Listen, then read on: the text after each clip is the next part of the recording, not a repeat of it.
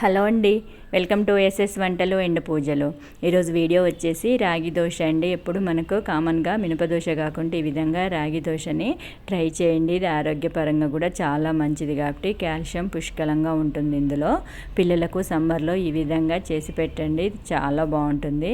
నేనైతే దీనికి కాంబినేషన్ వచ్చేసి మామిడి పండ్ల గుజ్జు పెట్టుకున్నాను. మామిడి పండ్ల గుజ్జు కూడా చాలా బాగుంది టేస్ట్. మీకు నచ్చితే ఇలా చేయండి, లేదంటే పల్లి చట్నీ అల్లం చట్నీతో కూడా సూపర్ ఉంటుంది కాంబినేషను.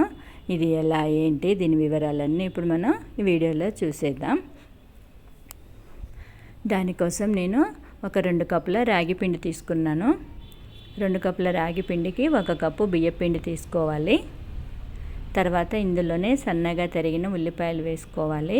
కొద్దిగా కొత్తిమీర పుదీనా తరిగి వేసేసుకోవాలి. కొంచెం జీలకర్ర వేసేసి 1 కప్పు పుల్లటి పెరుగు వేసుకోవాలి.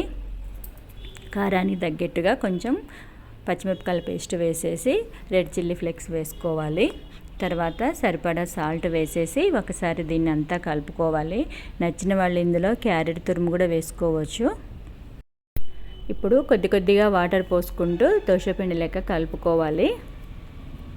రాగి పిండితోనండి ఏది చేసినా కూడా కమ్మగా ఉంటుంది టేస్ట్. ఎప్పుడు మనం జావా చేస్తాంగా అలా కాకుండా ఈ విధంగా ట్రై చేయండి. మనం దోశ పోసుకోవాలనుకున్నప్పుడు కొంచెం సోడా ఉప్పు వేసేసి కలిపేసుకొని పోసేసుకోవటమే.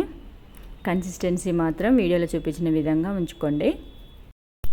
ఇప్పుడు స్టవ్ మీద ప్యాన్ పెట్టేసి కొంచెం ఆయిల్ వేసేసి ఒకసారి ఆయిల్ అంతా స్ప్రెడ్ చేసుకోవాలి. ఇలా స్ప్రెడ్ చేసుకున్న తర్వాత కొంచెం పిండి వేసేసి ఈ విధంగా దోశ పిండి లెక్క మరీ పల్చగా రాదండి, కొంచెం మందంగానే ఉంటుంది. ఇలా వేసేసుకొని దీన్ని మీడియం ఫ్లేమ్లో వేయించుకోవాలి. కొద్దిగా ఆయిల్ వేసేసి మీడియం ఫ్లేమ్లో వేయించుకుంటే దోశ ఈజీగా లేచి వస్తుందండి. ఇది రాని వాళ్ళు కూడా పోసుకోవచ్చు, అస్సలు అతుక్కోదు. చూశారు కదా ఎంత బాగుందో.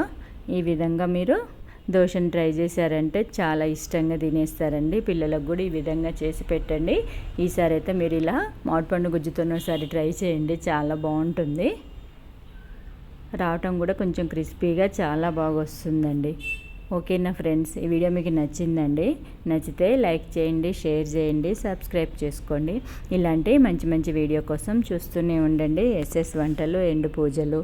Thank you for watching.